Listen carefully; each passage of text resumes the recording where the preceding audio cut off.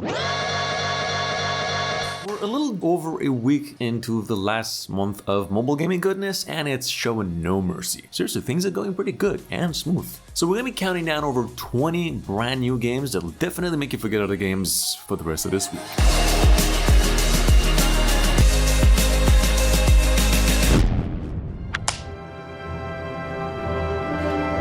First of all, a little heads up for those of you waiting on a good PC to mobile port. Coming to Android and iOS, Planet of Lana is coming out in less than 24 hours. And it ain't a $10 purchase, it's actually $8. $7.99 of course, although 10 would have been just fine because, I mean, come on, it's an offline game, it's got controller support, no Netflix nonsense, and not to mention it's a better platformer than about 90% of all adventure games that have actually been released on mobile. Absolutely amazing game with a beautiful story, art's gorgeous, the music gives it a whole new dimension of emotion for a video game. Definitely a win here for mobile. Honestly, Planet of Lana is a fantastic game and we can't really wait to try the mobile version as well. Water Park Owner Simulator is basically what happens when theme park, tycoon kind of management collide with first person. And you're not just building slides and whatnot, you're gonna be making snacks, cleaning pools, fixing rides, and keeping guests from drowning in boredom. Choices matter, ragdoll physics guarantee the accidental comedy. You start pretty small in this game with just a little splash zone, then you can expand into a full-blown empire with theme pools, attractions, and a staff actually. Pretty dumb fun, satisfying. It's a simulation game that actually makes you feel the management grind while actually letting you go and be creative with your inner water park desires. Number 3 is a game called Oh My Galaxy. Well, first of all, you might want to skip this one because it is a VR puzzle game, but if you fancy one of those, you know, this kind of turns your space-loving skills into a planet-saving job. What that means is you get a bunch of planets and asteroids, you're gonna be slingshotting them, destroying relics, and work through over 100 different stages with their own unique challenges. Well, the controls are gesture-based and precise, making it easy to aim and time your shots. Each asteroid has a role and more unlock as you progress. There are black holes, gravity effects, and occasional big space monsters. It's offline, simple, satisfying, and perfect for short or longer play sessions. It's actually available just on the Play Store. Number 4, it is Comic Book Store Sim, and it's another simulator where you run your own comic shop from a tiny little space to a full-blown empire. You stock comic books including westerns, easterns, manga, manhwa, and some rare limited editions to draw collectors. Decorating the store and customizing the vibe matters just as much as keeping customers happy. You can hire staff, upgrade your equipment, and even explore the town to interact with, the town folks. It's offline, simple to pick up, satisfying to manage, perfect if you like strategy-light management games with a comic twist and short, focused quickies. After forever teasing teasers and just coming soon for some actual hands-on the game, Arknight's Endfield is finally letting people actually play it. The second closed beta just dropped on mobile and PC. Pre-registrations are still open through its official website. You can find the link down in the description, by the way. And the game is just huge. It's gorgeous. The kind of game that really asks for some serious commitment. I mean, you're stepping into a planet, a big one, a huge one that's just as beautiful as it's trying to kill you in all the different ways. So it's a survival game in nature. Long story short, it's everything Arknights promised, but in real time. And finally, you can touch it on your phone. It's about 40 gigabytes in size. This time, cooperation is key. Let's keep moving. Going down to number 6, it's a game, SpongeBob Patty Pursuit, the sequel, which is a Apple Arcade family exclusive at the moment, promised to hit other stores as well pretty soon. Well, it's a sequel platformer where SpongeBob and Plankton team up to recover the Krusty Krab and track down Plankton's missing inventions. You can play solo or as SpongeBob or team up in local co-op with Plankton, who actually moves freely and shoots from a distance, definitely an advantage.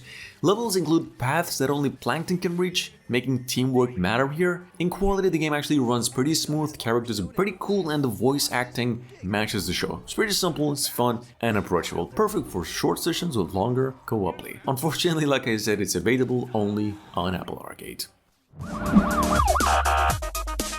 Going down to number 7, it's the game Ambulance Rescue, or basically what happens when City Madness meets Be the Hero mode on mobile, where you're behind the wheel of fully modeled ambulances responding to emergencies, dodging traffic, and racing against time while patients' lives hang in the balance. Controls are pretty solid, day and night cycle and weather effects actually matter, and upgrading your life support or customizing your ride makes you feel invested.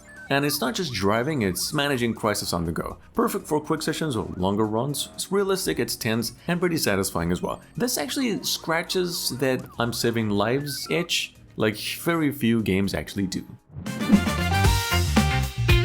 Bharat Nagari Indian city game is basically someone packed real Indian cities into an open world. You're free to roam here, drive and explore streets packed with bikes, buses, automobiles and markets that kind of feel pretty neat and lively. The sound design is pretty authentic, alleys have a little surprise here and there, or you can just chill, drive or mess around with the world and NPCs. It's a casual game but with enough depth to have fun for a few hours. Offline, free and free. I think it's one of the closest things to an Indian sandbox, and it's got a bunch of cheat codes that you can actually use and have more fun on the go.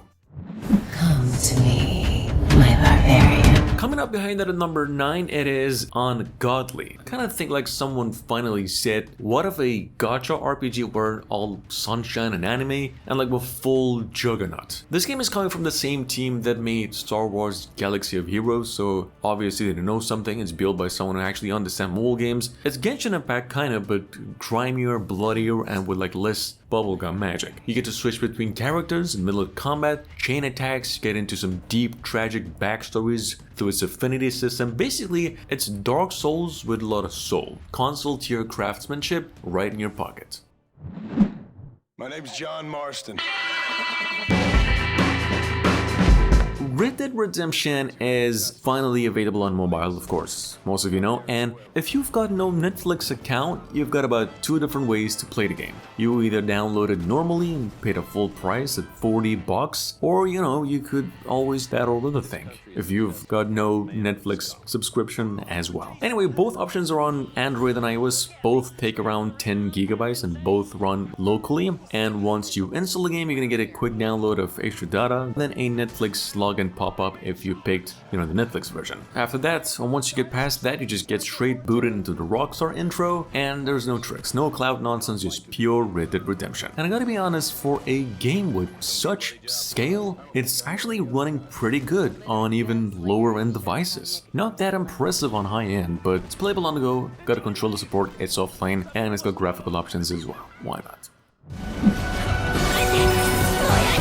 With that being said, Limit Zero Breakers is shaping up to be NCSoft's next big anime RPG, and it's already got the hype swirling. It looks like every combat sequence in this game is just straight out of a high-octane anime. The graphics are sharp, action is nice, the story seems to be there and the full potential. Beta signups are open now for early 2026 on Android and PC, so if you want a first taste of the action, now is the time to secure your spot. Not really much to talk about over here, just use the links down in the description to sign up and have fun. Monument Valley 3 is finally here on Android and iOS. Well, first of all, considering some of you already sunk an embarrassing number of hours into the PC and the base game version, and we're happy to announce that the base game has landed pretty smooth, and now the Garden of Life update has dropped as well, giving you 4 gorgeous new chapters, bonus memory puzzles and much more. New cities, coastlines, puzzles that just evolve as you go, and new free roam boat section everyone's been pretending they all mastered on the first try. This update is completely free and unlocks after finishing the main story, so there's really no excuse not to dive back in. Beautiful art, clever design, soothing vibes. Monument Valley 3 is officially back in rotation.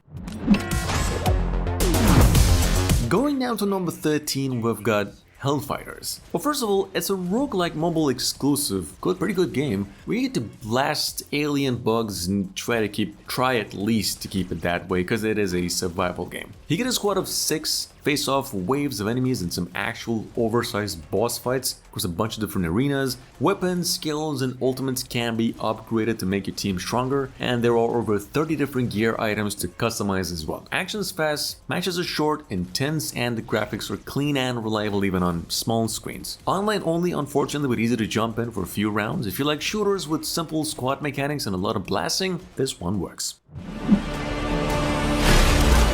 Common and fresh, it is Heroes of Mount Dragon. Well, first off, it's actually the new work of the developers of the hit mobile game Coromon, and Heroes of Mount Dragon is officially a whole vibe. It's different. It's a perfect mix of AAA polish with indie heart. You can feel the developer team's veterans really know how to make the action sing. The game has that old Dungeons and Dungeons Saturday morning feel with a creative take on the side scroller with depth. Combat is fun, storyline and characters are all risen enough to want to go deep for, and if you'd like to play with a buddy, the co-op is amazing. Overall, it's just a rarely well-made mobile port. It's free to try but takes you $15 for the full game. Cyberpunk is basically the Cyberpunk 2077 mobile port that you've been wanting to play on the go. An MMO, like a city where gangs, hackers, and future tech collide and suddenly everything's a potential mission or a high-speed chasing scene. You get different guns, bats, laser swords, and cyber implants that make you borderline unstoppable, but timing and strategy still matter as well. Beyond the fighting, there is car customization, apartment upgrades, and the city just full of NPCs and players to interact with. It's MMO, pretty flashy by itself. It's got a great synthwave soundtrack. In fact, Cyberpunk is somewhere a survival and an action RPG in the scale of a MMO. Number 16 is Demolish Football Goal Clash, a football game that's almost anything but ordinary. Like, you're not just scoring goals here, you're gonna be dodging zombies, spaceships, and even Godzilla-sized obstacles on the field. You get to use power-ups like super kicks, extra players or fills can actually be customized with some sprints for some extra spice. You can compete in PvP, global, daily tournaments, plan your moves and just make the environment work for you. On the other hand, it's got pretty bright graphics, pretty lively, matches are fast, easy to jump in for a few minutes or longer, unpredictable and a bit wild as well.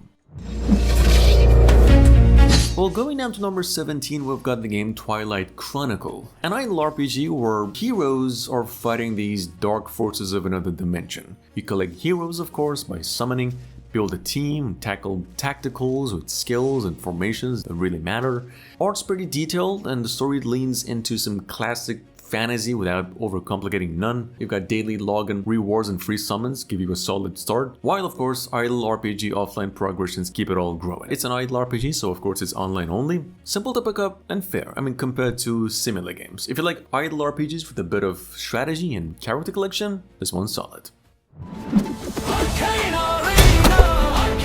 Well, we've been stacking towers, dodging waves, and micromanaging since these Age of Empires, and I gotta be honest, this one actually scratches that one specific itch perfectly fine. Arcane Arena is a PvP tower defense game, so you're not just fending off AI, it's another human who's just as eager to ruin your choke points. Deck building towers, heroes, and skills are all satisfying, path shaping adds depth in this game, and the card mechanics do spice it up. Like, it's not reinventing any genre or anything over here, but it's really polished and competitive. Quick matches, smart strategy, and just enough randomness to keep it interesting without feeling unfair. It's a good game, it's about 300 megabytes in total.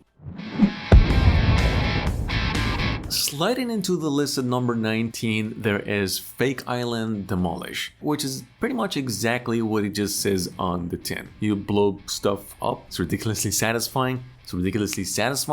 Placing TNT and watching buildings collapse with proper physics and occasionally laughing and sadism. It's offline, simple, addictive, and somehow a strategy. You can't just mash fire. Placement matters, contracts from mayors give you goals and your wins unlike bigger stages. It's a pretty good game for stress relief or just smashing things up without consequences. Nothing deep, nothing complex, but damn fine. With over 100,000 downloads in just days, we've got over here at number 20, Big Farm Homestead. It's your usual classic farm life, but with like a little bit of a drama, where you're not just planting corn and milking cows, someone's actually messing around the local lake, and it's up to you to recover the mystery while building an empire. Crops, animals, barns, decorations, events. This game has all the cozy farming bits you expect, but all wrapped in a surprisingly engaging story as well. Pretty good for long, chill sessions or, sneaky little 5-minute breaks. It's free, online, and polished enough to make you forget you're staring at a phone instead of a homestead.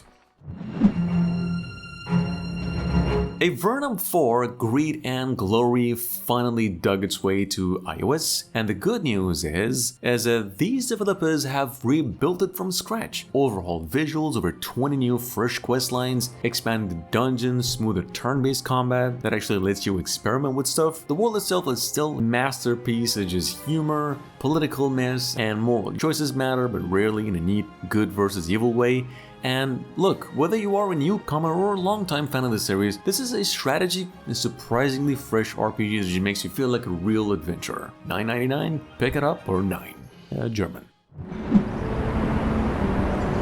And finally, we've got over here a little bit of a Papa Pizza, which is it's a simulation, a type of SimCity, tiny management type of thing without being complicated. You buy this little shop, hire staff, upgrade your ovens, and just make enough pizza to make your customers happy. It's cute, simple, strangely satisfying as well watching your little restaurant grow without needing a business degree. No deep strategy required here, it's not 2 Point Hospital, but if you enjoy chill, low pressure simulation with a touch of retro charm, yeah, that's the spot. Pixel graphics, simple controls, and addictive just one more shift gameplay. Pretty cheap and effective.